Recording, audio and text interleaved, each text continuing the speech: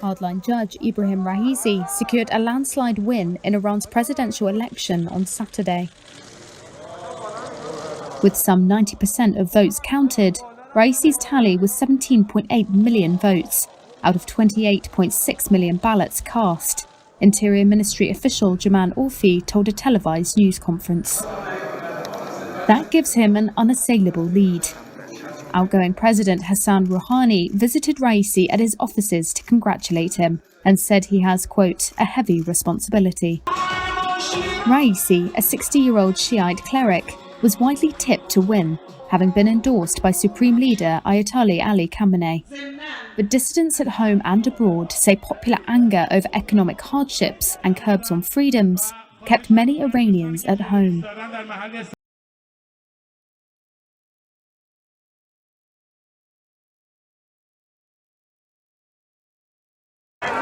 Huge crowds joined protests in Rio de Janairo on Saturday demanding the resignation of Jair Bolsonaro. 15 months into the pandemic, the president continues to downplay the seriousness of the virus, scorning masks and social distancing and opposing lockdown measures. Rallies were held in cities across Brazil as it became the second country in the world to record over 500,000 deaths linked to COVID.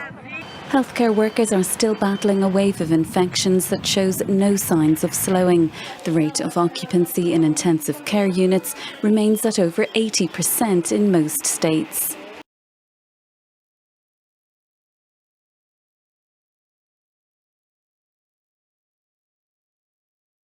Armenians are heading to the polls in elections called after a disastrous war with Azerbaijan. Armenia lost large swathes of territory in the long-disputed Nagorno-Karabakh region in a ceasefire agreement. Prime Minister Nikol Pashinyan is hoping to renew his mandate, but his popularity has dropped after he signed the truce brokered by Russia. Observers warn the conflict could easily flare up again, and there have been reports of unrest at polling booths.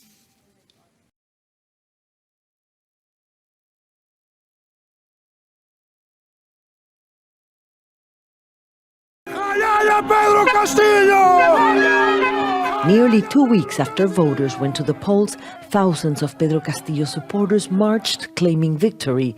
His rival, Keiko Fujimori, says the election was rigged, casting a shadow over the result. Fujimori contests the results that put Pedro Castillo more than 44,000 votes ahead. On Saturday, electoral officials rejected Fujimori's requests to annul the votes. They said there's no proof of fraud. Fujimori supporters claim otherwise. The fraud allegations prompted a group of retired senior military officers to call on the armed forces chiefs to reject Castillo if he's named president. In an open letter, they warned if electoral officials declared him the winner, the military could intervene.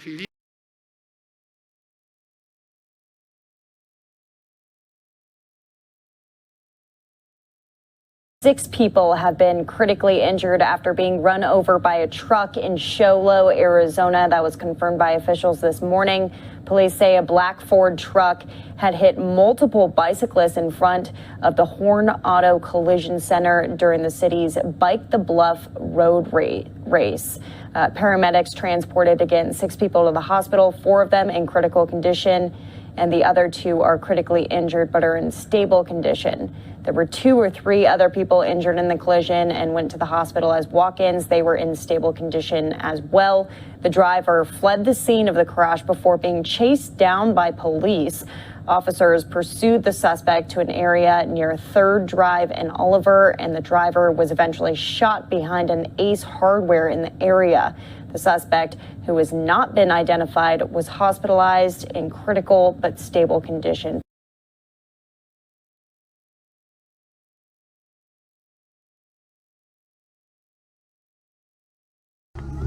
Pride, prejudice and the pandemic in Poland.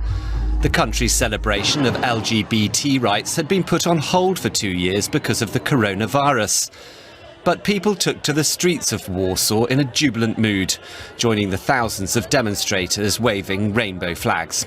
Their excitement is not necessarily universally shared in Poland, a largely Catholic and conservative nation. The pandemic-induced absence came amid a backlash to LGBT rights in the country, as well as in Hungary, where Prime Minister Viktor Orban's nationalist government, allied with Poland's governing Law and Justice Party, has introduced new laws banning the display and promotion of homosexuality among under-18s. A fear for the future for gay rights was a darker backdrop to the day's colourful events.